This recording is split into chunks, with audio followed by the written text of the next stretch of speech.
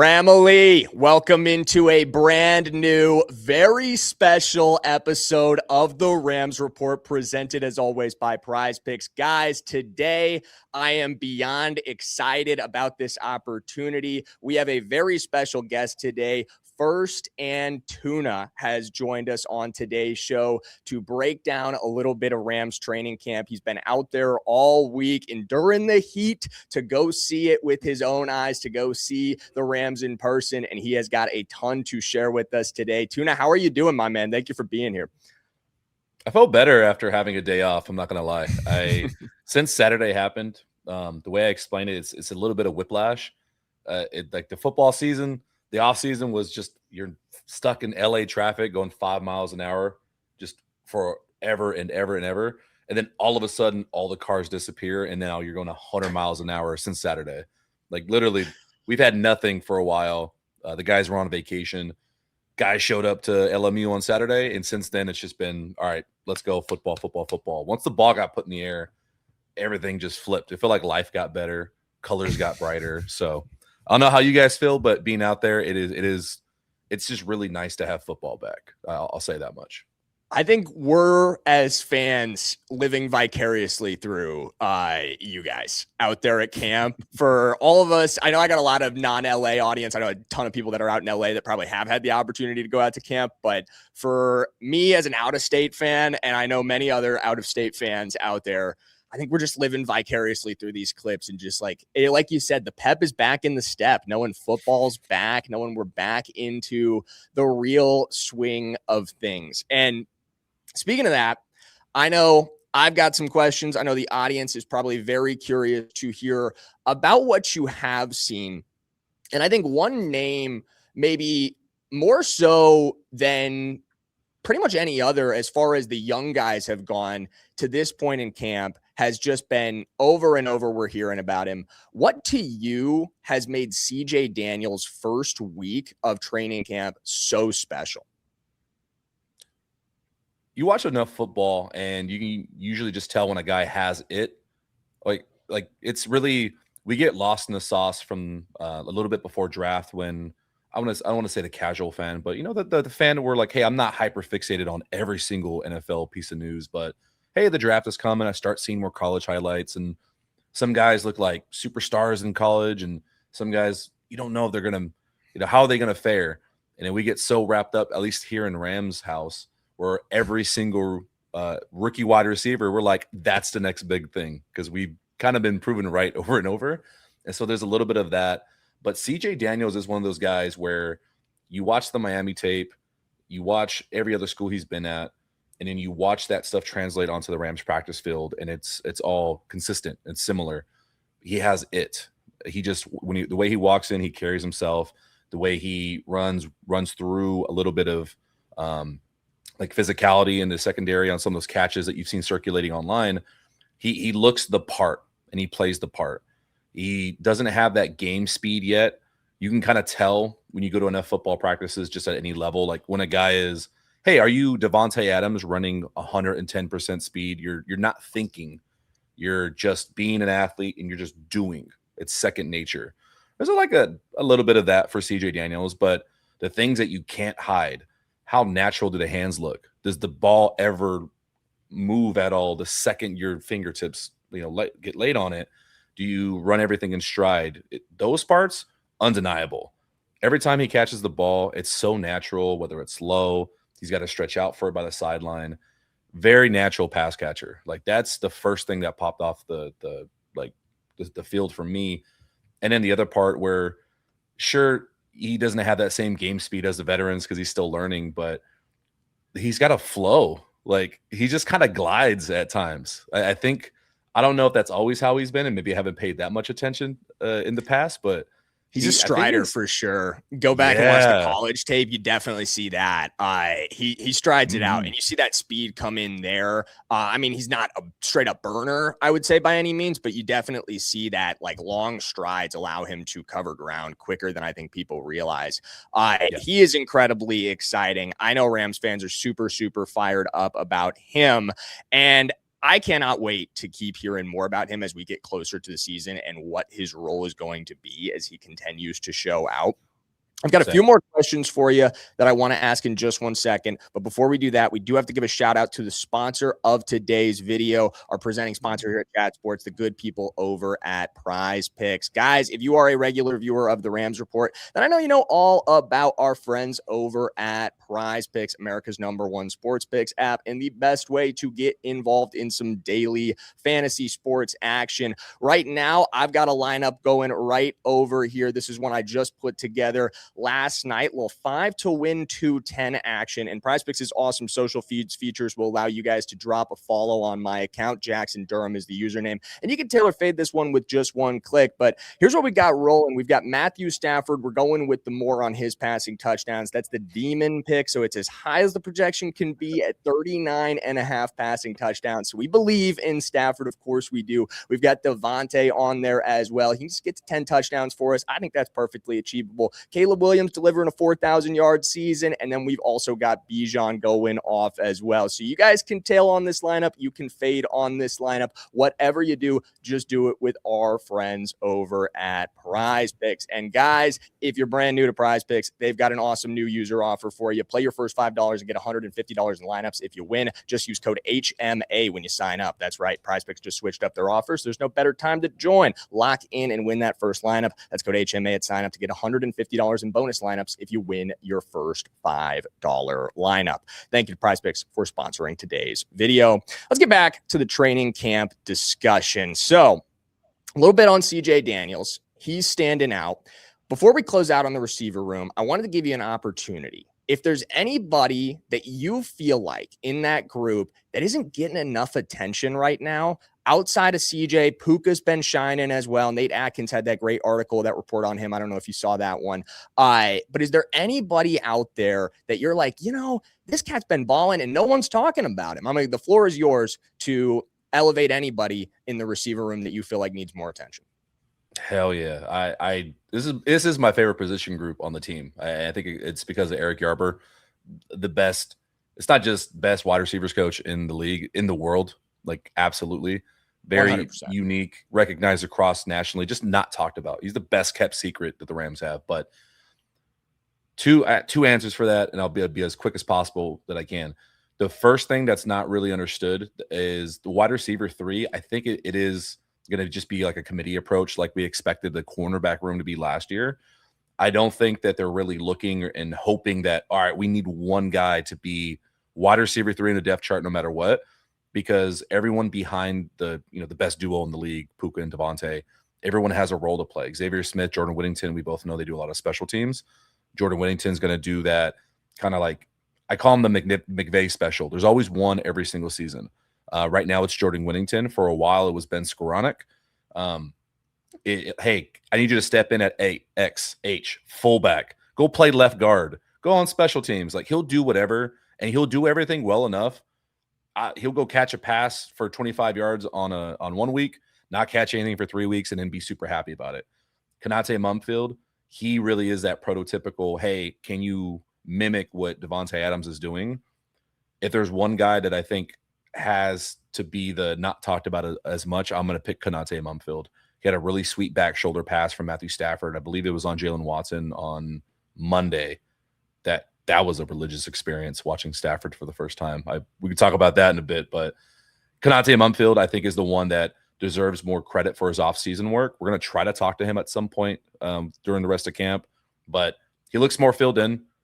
He looks a little bit faster. So from the physical aspect, he took a step. Now it's just, can you build on what fans saw last year? We're like, yo, he's a crispy route runner. He's got great hands. Now, can you add the confidence and, use those new physical tools to your advantage? I think Konate, I wouldn't be surprised if there's a game this year where he'd like 6 catches, 80-something yards and a touchdown. And we're like, is this it? Is this the breakout? And then it'd be the next receiver the next week. I think get a little bit of that this year. Love to hear that about Mumfield. That's great. And I 100% agree with you on Yarber being, in your words, the best receiver coach, not just in the NFL, but literally in the world. He has been such a blessing for this Rams staff to have on the roster. I mean, just countless receivers that he has developed into more talented players. Even Devontae Adams, I think you can credit a little bit of the development, the next step that Adams took in his career. Obviously, Adams a more finished product when he arrives in Los Angeles than the Cooper Kupps, the Puka Nacuas of the world that Yarber has worked with. But he has even taken his game to another level, which I think speaks to, like, you can meet guys where they're at. You don't need to just mold a rookie. You can meet a veteran where he's at. And I know you had a great write-up on that last year when you spoke to Yarber about this exact thing. But meeting a veteran where he's at and still being able to develop a veteran and help him take that next step, I think that really speaks to exactly what you're talking about. So everybody in the receiver room in very good hands. But you mentioned him, so let's talk about QB1 for a second here. We've heard from just about everybody that he looks incredibly sharp. In your eyes, what does that look like? And then I've got a little bit of a follow-up question, but I just kind of want to hear about Stafford from a second, from someone who's had the privilege, the honor of watching him do this in person from about 10 feet away all week. So I'm like searching in my brain to do it justice. We've obviously, countless people watching this have watched him in SoFi, like in Ram's house. So it's not like you understand it, you see it, like you see the ball placement, the no looks, we see the highlights over and over. When you're that close up, like I'm at one point like 10 yards away from Matthew Stafford while he's doing warm-ups. That's why I try my best to get like 4K slow-mo clips of him. Like, this is how I view him, so I want you guys to see it right now. But literally on the field, it's like, just think of what is on that defense. Myles Garrett, Byron Young, the KC boys. Like, this is a good defense. And when we talk about the defense, I'll explain. Like, I have a way I'm in my head I'm able to justify how good progress that they're making. But with Stafford, it's not just the ball placement. It's in the context of ball snap, the next 2.5 seconds, I'm finding the one spot on the field where not only can you not get the ball, my receiver knows exactly when it's coming, where it's going to land, and they're going to make a fucking catch. And we're going to go about it as if it's business as usual. This is a regular day for us. It was just incredible. What happened? That is awesome. That is fantastic. Sorry, the lights went out in here. I did not mean to cut you off. But if you had more to say, you 100% keep going. Yeah, I was just gonna say, the motion lights. I thought, yeah, the power went out. No, it's all the ball placement. It's the audacity that he has to think, and I know you've seen it, that pass over the middle where Puka makes the one-handed grab. I did my best to take screen grabs, and it was so close. I thought Trent McDuffie had tipped it. In real time, I've never seen someone jump that high in my life. Like that, that was as high as he can ever jump in his life, and he still couldn't get the ball. And Matthew Stafford layered it perfectly in stride. I threw my hat down. I didn't know how to react. I'm not doing it for show. Like, it was one of the most ridiculous passes I've seen in my life in person. They say there's no defense for the perfect pass. They say there's no defense. Nothing you can do. Nothing you can do. And you just have to go watch the film and be like, okay, just know that you technically won the rep, Trent McDuffie, because you're not going to play Matthew Stafford on Sundays. Yeah. Anyone else in the world, like, there would have been 2 or 3 interceptions like per practice already. But it's Matthew Stafford. That's how sharp he has been right now. That's unbelievable to hear. Man, if you're not already fired up for this season and listening to that isn't getting you fired up right now, then what are we doing, my friends? Where are we at? Football is fun, man. You said, what was that? Football is fun out here in LA. I'll say that. It is so fun. Yeah. It is so fun. So follow-up question with the QB room. How have you seen Dave Ragone work with Ty Simpson? What does that look like in your eyes? Are you seeing that coaching relationship already start to develop? I've seen a couple of beats talk about I think proximity between the two of them is maybe the right word. They're like kind of attached at the hip is the way I've heard it described from some people that are out there. What does that look like to you? How is Ty responding to that coaching, and how does Ty look overall to this point? Great question. From the sidelines, you're really the proximity that you're talking about, you're really going to see that not just when Ty is in getting his reps in, but especially when Stetson Bennett is doing his reps, and it's just single team, and it's not like, hey, split teams on opposite ends of the field. That's when you're really seeing a lot of proximity, because you can learn a little bit more from him. And it just sounds counterintuitive. then you can learn from watching Stafford at times, because there's some shit Stafford does where you absolutely cannot tell a rookie, hey, please follow this. Like, even in warmups, like you're watching, I have a clip and I thought it was hilarious in real time where they're just, practicing bootlegs and Stafford is fading away. And when I freeze frame it, he's essentially doing a Steph Curry shot with his throw 10 yards down the field. And Stetson Bennett and Ty Simpson are, following through, getting on track, coming downhill, good technique. And Stafford's over here just shooting jump shots. It's like the juxtaposition of the two in their tenure is hilarious. But what I'm seeing from Ty Simpson specifically on the field is it does match up with what they're saying to reporters, that they are happy with the progress that they're making. They're being asked to do different things. There's no world where the same throws Matthew Stafford's making in the reads and downfield is the same stuff that Ty's doing. Ty is going to take some time to build his relationship with the younger receivers, to just make sure everything he's doing, hey, maybe they fixed something with this technique. We need you to lock in on this for this day while you're doing your reads. Don't lose focus of this one technique that we're working on. That's pretty critical to quarterback development for other reasons, but he makes the right reads. Like, he's not just throwing errant passes.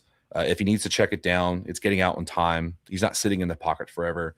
I will say that much, but from my objective, like, we can't really discuss the depth chart pecking order per se, but I don't think that there's a reality where I'm going to expect Ty Simpson to show up, let's say, preseason and throw 500 yards and we're going to be going Stetson Bennett who. I don't think that's going to be the reality. I do think Stetson has a much deeper grasp for the offense, obviously. Yeah, I think that's kind of been the consistent theme so far, to like what you said at the end of it, that Stetson does seem to have, and I know we're not going to speculate on that end of it because you cannot, but Stetson does seem to have the edge in terms of playbook understanding, which I think makes so much sense. And to go back to what you said just about Ty in general, I think tie the whole thing together, pun intended. I think you look at this guy who has 15 games of college experience. He just hasn't had an opportunity to develop and you used the term, athletic arrogance that Matthew Stafford has in the way that he plays, and the trust that he has in his arm, the trust that he has in himself, and his ability to place the ball where no one else is going to get it. Like, Stetson hasn't developed that yet. Ty's a long way from developing it. So I think that's a really astute observation on your part. And maybe something we don't think about enough is, like, modeling off of Stetson may be a better way to grow right now, because so much of what Stafford does is not replicable for you. It is not something that you can just sit and watch and pick up overnight. So I think, like, as Rams fans, that's something that we need to kind of like level set on, is like, look, I mean, this Stafford's a unique individual. He's done things at an unbelievable level for an incredibly long amount of time. You're not just going to come in and be him overnight. Couple more questions before we get into longer or pads on preview discussion. Or we'll just do one more here. What has stood out to you about Bubba Ventrone, if anything, and the way or any changes you've seen on special teams? Is there anything that you are like, you know what, I feel a lot more confident in our operation on special teams this season because of something Ventrone is doing? Something that you've noticed is the operation looking faster as far as field goals go, extra points, just anything you've noticed on the special teams front? I know that's a big pressing concern for a lot of Rams fans, and rightfully so, given the way things at times went last year. Okay. I'll start by giving a bullet point of where my mind went in the framework, just in case I forget a point and you can bring it back up again. But to answer it, I have to go through Mevis, Grant Stewart, and just some observations I had from Wednesday. I'll start with the Wednesday one, so we'll go in reverse order. Special teams, it's really, you can't really, because what you're going to see out there, they're not going to like show you a bunch, and there's no pads yet, so it does have to come with that context as well. From what I'm trying to remember, comparing last year to this year at camp, there is a heightened sense of urgency, even when guys are doing like their 70%, 80% jog through of like, hey, kick return. The returners, the communication, the sense of urgency, it's not just a like, okay, hey, let's be a little faster. There's an aggressive nature that I was like kind of caught off guard by like even when calling poison, like, hey, get away from the ball, or hey, mine, and setting up their return, it like there was some get up, and there was one rep where I saw a returner accelerate and like work past all the blocks, and I was like, I have not seen that in a while. Like, oh, okay, there's some potential here of explosive plays and returns. That's awesome. I love That that. heightened sense of like fiery nature, if the returners have it. And after speaking with like Grant Stewart, I know the rest of the special teams is starting to have that as well. And I think the special teams, the intensity, and just heightened sense of let's go fucking make a play. Like, let's go, make something happen. Sorry, happens. No, you're good. But that came out because I'm trying to mimic how would Grant Stewart himself explain this, and we did get to chat with him, and that's why I bring him up. His intensity level, just in talking with him, he gets you fired up to like want to go run through a wall. And the way I asked him, how do you in a perfect world see yourself making an impact week 1 at Melbourne, and he's talking about special teams is such a momentum swing in every game. We know that better than any fan base. He's talking about if I can go down on first kickoff and knock a helmet in, that gets the rest of the team like started on the right foot. We're all fired up, ready to go. That's why Grant was brought here, and I think that's why Ventrone wants him. And the next one being Harrison Mevis, uber competitive guy, talking with him, and I think it's very telling, and I understand now why they did not bring a competition kick leg into camp. It's just Mevis. And watching his operation, seeing how fast from snap to kick it's going, it's a lot faster in person than you realize. How strong his leg is. He's never been tested really past 50 because he was only here for less than 2 calendar months last season. But watching his leg, and you go back and watch the Missouri tape, he can, if he had to make a game winner from over 60, I'm not worried about is there going to be enough leg. Not at all. Love that. I saw that clip you posted, the 61 on Twitter. That dude's got a cannon. That was good from 65. He had room to spare on that one.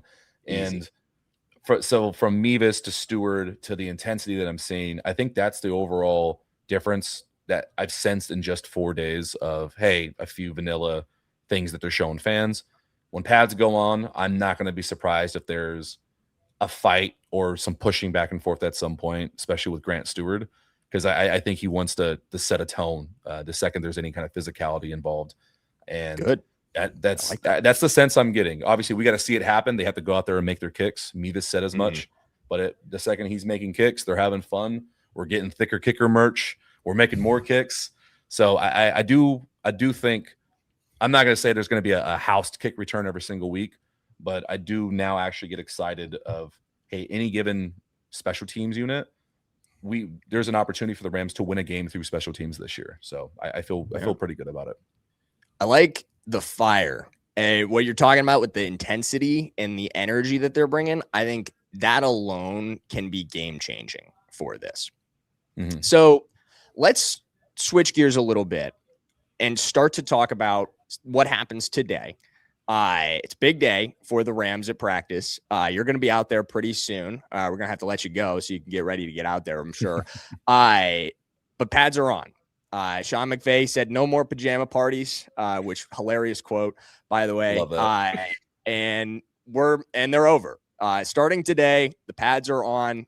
We've got real deal football getting played today. So I wanted to discuss some things with you that I think I will be looking for in the clips that I see, and that I know you will be looking for when you're out there, but what your perspective is. And I think the first thing that I wanted to talk to you about, how do you believe, or what do you expect to see from the line's ability to handle Myles Garrett when the pads go on? Because I think it's a whole new world for trench play starting today. Obviously, for those of you not familiar with training camp trench play, before the pads go on, it's a lot of shoulder blocking. It's a lot of half-speed effort on defensive linemen. Very frustrating experience for those guys. You win a rep, you can't finish that play.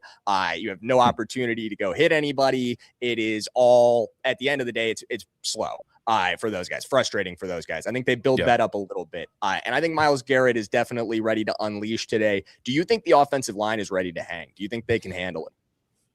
Oh yeah, I'm not worried about the offensive line. They, especially with Kevin Dotson, Coleman Shelton, I think those two being really the one being like the quiet, I guess, heartbeat. Because I don't even know what Coleman Shelton sounds like. Like if you played a voice, if you told me that was him, I'd be like, okay, cool, I believe you, because we don't hear him talk often. And Kevin Dotson being more of the face of the offensive line, we love him with the horn, in his hair and everything. But so I'm not worried about that aspect. I man, you can't. I mean, you're not going to be able to block Myles Garrett. That's out of the equation. The thing is with Stafford is I'm not worried about him keeping the flow on track. Like they're going to have good plays. They're not just going to singularly block him. And then mind you, I don't know how much do you see stunts and blitzes in practice. I don't know what their rules are for that. Shula probably doesn't want to show too much of his hand either with some of those packages. From that perspective. Yeah. For what I have seen from the offensive line, though, before pads, is out with Alaric missing that last practice, scheduled, McVay said, because of managing the meds for his blood clots. You throw Quessenberry in there. How much do they trust their depth at this point? Because you do have a looming potential suspension for Alaric. We don't know what's going to come of that NFL investigation once the legal system wraps up. Do they feel good about Quessenberry? Is Tross going to have to slide over? Are we going to do the shuffle game again? And that's the one part that worries me. Not so much is the starting line going to be good. As long as those five are out there, I think that's a Super Bowl winning offensive line. The depth is where we just don't know. It's not he can't do it. I know he can't do it. We don't know. It's a question mark. Quessenberry, we're going off past history. It's like you're depth for a reason, but that's any team. If you're relying on backup of anything, that's potential question mark. But the starters, like I said, especially Warren McClendon, feel very, very good about Warren McClendon. It's he's impressive. He's very impressive. All right. I am excited to hear that around Warren McClendon. Again, I think a lot of fans had worries about the way it finished for him in the playoffs. Here we go again. And maybe not the strongest close to that season.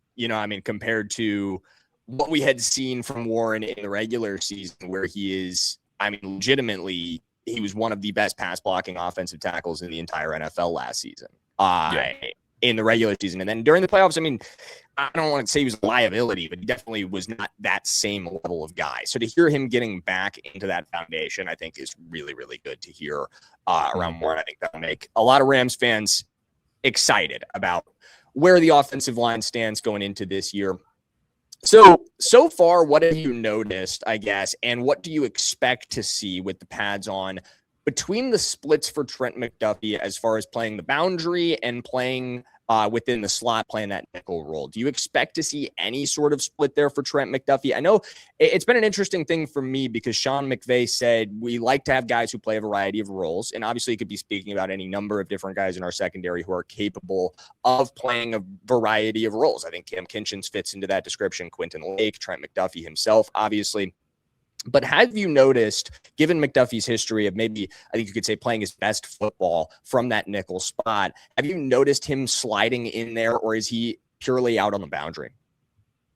You're definitely going to get in season a good mix of guys all over the place for sure. To protect myself and not spill too much of like, oh yeah, he's moving here on these looks and this formation. It's more of it is definitely. There's a reason why they weren't concerned about part of the offseason conversation, like, oh, draft another corner. They like their guys, actually, this time, not just potential lip service like last year, but they like who they have out there, the depth behind them. It's an open competition, it feels like. Guys like Cam Lampkin he's been very impressive. He's on my high list to watch when pads go on because that's a separator. Once pads go on, there's more physicality. Other things that you were doing, the speed, the agility, that's great. Can you add in the physical factor that when a receiver is trying to just punch you in the face, can you stay on his hip and remain in coverage? The communication amongst the secondary is what is going to allow them to mix around positions like you're kind of alluding to with Shula, especially with Quinton Lake, Trent McDuffie. Those two pieces are ones where I think he's going to have the most fun. Hey, are we in nickel, dime, Quinton Lake here, Trent McDuffie rotating around? The more that they can communicate and be comfortable with each other, and you're starting to see it already, because Monday to Wednesday, to fans and to clips, it looked the same of like, hey, that's 2 days of Stafford just, doing whatever he wants. It doesn't tell the whole story. Monday, let's say Puka and Devontae were always open because they had like a step on the corners. Wednesday, they only had like a half step. Stafford could get it in there still, but it's going to come at the risk of, hey, Devontae, go pick up your helmet off the ground. Hey, Puka, go wipe off that blood off your eyelid again.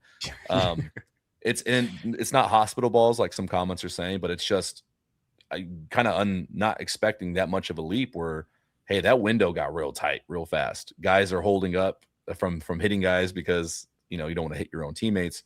But that communication is the biggest key, because every reception that they were letting up, the guys aren't pissed off because they're right there. You see a jersey flash right at the point of catch. There's only so much you can do in like 7-on-7 drills and practices. So yeah, that communication is, as long as that keeps developing, all those defenders are going to be all over the place. And that is potentially a good thing to have some defensive wins this year. Yeah, I 100% agree. And I think, speaking of good things in the secondary, one thing that's been, I think, noted by yourself, by several others, Cam Lampkin has been shining to this point in training camp. Multiple interceptions from what I've heard, couple PBUs outside of that, has really played some good football. How do you think, and within your realm of speculation, how do you think that continues to progress throughout the rest of training camp? Do you think when the pads go on, we're going to still see that be the same level of Cam Lampkin? Is that going to another level? What do you think there? So with context too, it always matters. And I'm not going to say which one he falls into, but it always matters. Like, hey, is a guy dominating ones? Is he dominating twos? What's the context of the drill? Is it truly best on best, or is it structured for success for the offense or defense? But from what I have seen, there's a lot of intangibles he's had where he's faster than I realized in person. Maybe I didn't pay attention too much last year, but very quick. In coverage, I'm watching him. He would like trail a guy running a route. Looks like he gives up, the deeper half, but he's on, like, he is his shadow. And I'm watching him look down at the guy's feet or his hips, and whatever he saw and registered, like down in the red zone, he liked what he saw, and he cut before the receiver did. And I watched him running out before the receiver got there. And I was like, that was very impressive. That was very cool. Great coverage. This is not his first rodeo, so he knows the difference between pads and no pads. And so he should know what to expect and what's coming. And if he had any shortcomings last year when pads went on, like, he knows what he has to work on. And if he can keep that same physicality because he looks stronger, I think he absolutely is making a case to like put himself on the roster come week one, where that would be unique and dynamic. What he has to do, I think, is just show physicality, that he can play press man, just like Trent McDuffie and Jalen Watson can. And I guess the next step after that is how much of the playbook does he know, so he can, bump inside, bump back to safety, roll coverage with that communication that we talked about. I think the opportunity is there. Hopefully one of us asks about him in a presser coming up, and we're not just assuming things, but he does look impressive. I like the work out there so far. Yeah. I mean, again, not being out there, you just hear things. And his name just kept kind of popping up. I was seeing you tweet about him. So it's very fascinating to hear kind of like what you had seen in person. So I really appreciate you sharing that. Yeah. I'm going to have to relent the studio back to somebody in just a minute here so they can get going with their day. But I want to ask one last thing before we go. What have you seen from Terrence Ferguson so far, and what do you expect to see as we get into this year? I know he factors into that receiver 3 discussion that we had a little bit earlier. Without, full on speculating about what his role will be, what has been standing out to you about Terrence Ferguson, positive, negative, or in between? The best way to answer that, I think, is just with the whole tight end room. like, just think about it. We're seeing all these clips and stuff from all the receiver catches and everything, and we're not seeing the same things out of the tight ends. And I don't think that's because, oh man, nobody's stepping up. It's just the way practices have been going so far. I do expect when pads go on, we possibly see them a little bit more, because part of their route running, it's all built in with the run and play action and a little bit of physicality, like feigning blocks and stuff. And you can't really get those good looks without pads. But the entire tight end room, you're seeing a little bit of contribution from everybody. Guys are almost like a security blanket right now for Stafford and the quarterbacks. I don't think we're going to see much of them like people want through camp, because the 12, 13 personnel, I don't know how much they're going to want to show a lot of people or what the case is with that.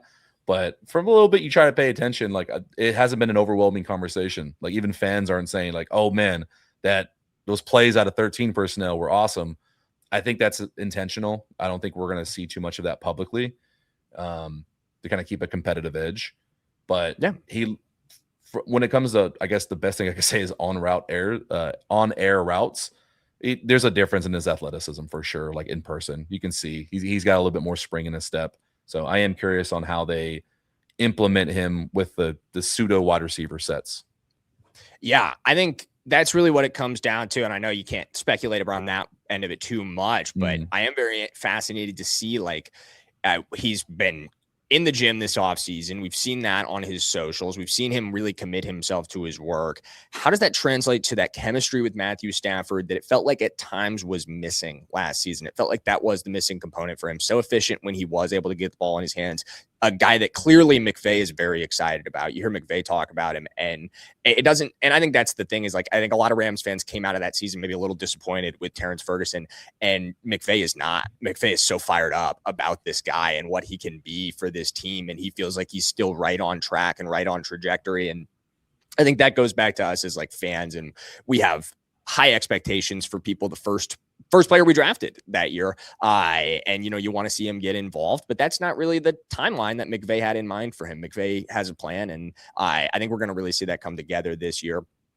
Tuna, I appreciate your time, my friend. I really do. Yeah. This has been a fantastic, fantastic conversation. I cannot thank you enough for sharing almost 40 minutes of your time with the audience here on the Rams Report, and so much great information from Rams training camp. This will not be the last time that you guys see Tuna if I get my way. Unless he doesn't want to come back, I will definitely be trying to bring him back to talk more Rams training camp. So if you guys enjoyed this, please let me know in the comments. Please drop a like on today's video so we know, and go support Tuna as well. He does awesome Rams content. He is out at training camp right now, probably as you're watching this, enduring the heat for you guys, getting some incredible clips. He posted just artistic stuff of Matthew Stafford throwing the football. Follow him on Twitter. All his links will be in the description. My producer has put that together, so you guys can go follow Tuna wherever Tuna is doing content, everywhere Tuna is doing content, and make sure you support him. Guys, we will see you later today to discuss some takeaways, probably some of his takeaways from practice